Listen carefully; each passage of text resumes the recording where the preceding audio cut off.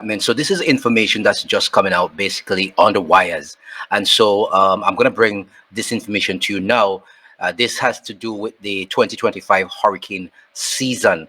It's not going to be too nice based on the information that's just coming out. I think we discussed this before in previous videos, but this is new information coming out on the wires. I'm going to get you the names first of the 2025 Atlantic storm names.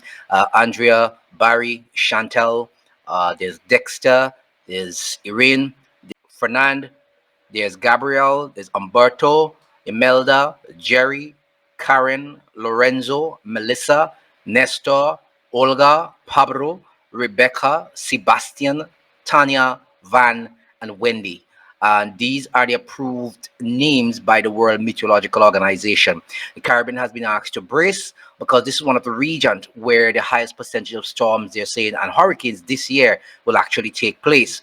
One of the major concerns they're having is that while this is a preseason forecast, it is still giving scientists cause for concern, not just because of the meteorological backdrop. They're saying since the beginning of President Trump's second term, there have been cuts at the National Hurricane Center, which is going to cause a problem for forecasting this hurricane season. So there are going to be problems, they're saying. This has left the National Weather Service or the National Hurricane Center forecasting and hazard warning branch critically understaffed ahead of the hurricane season.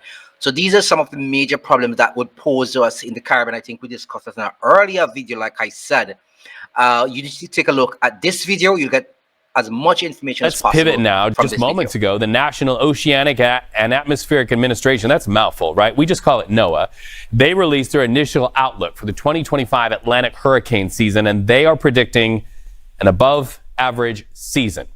So let's bring in Jess right now. We know the Atlantic season starts spinning in just 10 days. What are they saying? Well, right now, I mean, it's showing pretty active conditions right around the corner. We are gearing up for a lot. And so to have more on that, let's bring in CBS News reporter from Galveston, Texas. What did you learn from this report?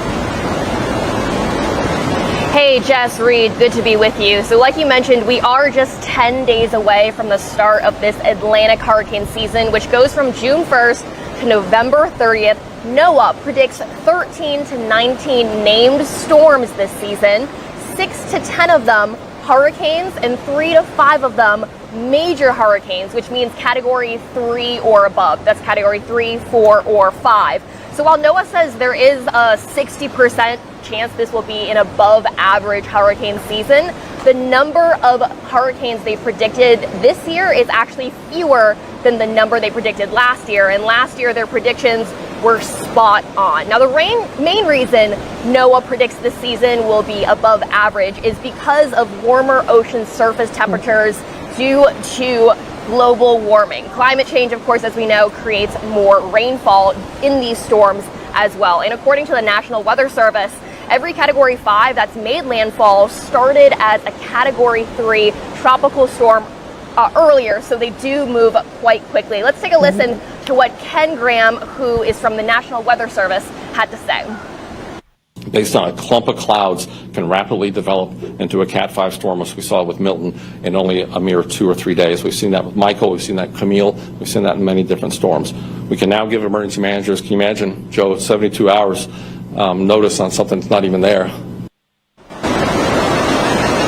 Yeah, so this year is notable because it marks 20 years since Hurricane Katrina, and we all remember the devastation that we saw there. The big difference this year is, of course, these DOGE cuts that have affected federal aid agencies like FEMA, NOAA, and the National Weather Service. However, the acting NOAA administrator, Laura Grimm, she says their hurricane center is fully staffed. However, when asked about the staffing at other National Weather Service agencies, she would not comment on that staffing. Listen.